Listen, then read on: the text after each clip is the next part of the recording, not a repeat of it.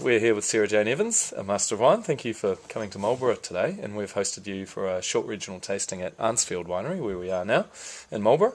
And always important for us to get your opinions, while you're here. And not sure we're going to try and change any of them, but we'll certainly, hopefully inform you a bit more on the ground of what's happening in Marlborough and some of the styles that we're producing wine-wise.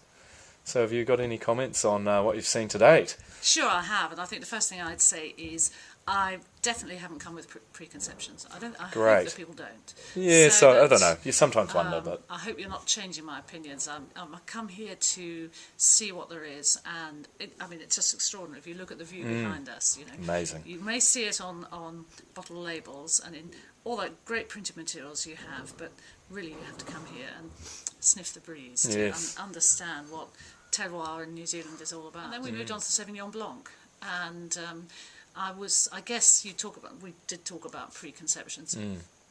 I was advised to look for changes in Sauvignon Blanc when I came out here, and probably from the number we had, which is maybe about 15, something like that. Yeah. Probably it's hard to generalise. There are many more people making Sauvignon Blanc than that in Marlborough, from Marlborough fruit. But I've just come from, I'm a chair of a Decanter World Wine Awards panel, and I was judging in the same room as New Zealand, and the thing that was clear from that is that the styles of Sauvignon Blanc in New Zealand were very clearly changing, whereas the rest of the world was trying to make wine that tastes like Sauvignon Blanc.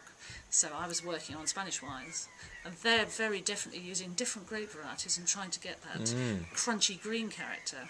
So this is curious. So what's the challenge for us? Do you think we continue to innovate, or we protect our patch? Well, I think you definitely, there's got to be some Sauvignon Blancs that you still continue to make, which are like the ones that Master Wine students love to recognise in exams. Yeah.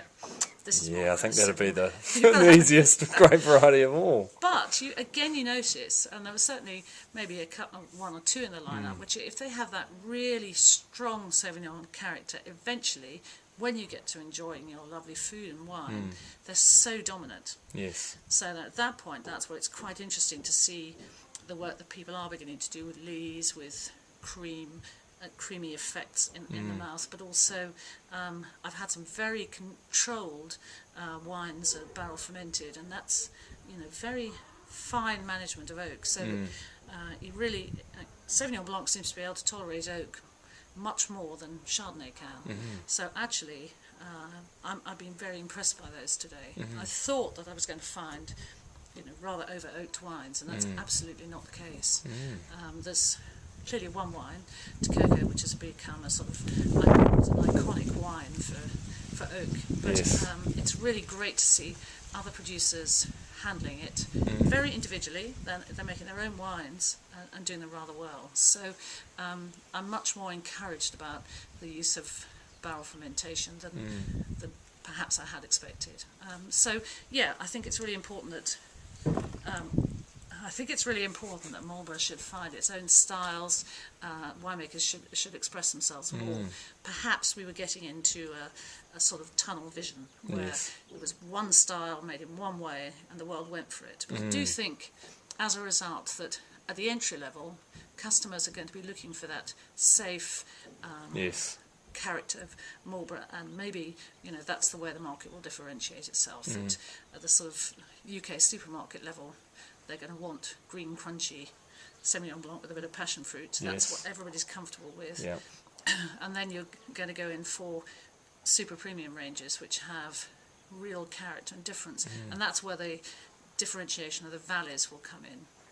Because that's something else I came to look at was the valleys, to see if I could understand whether there's sub-regional characters could be explained to the average busy UK consumer.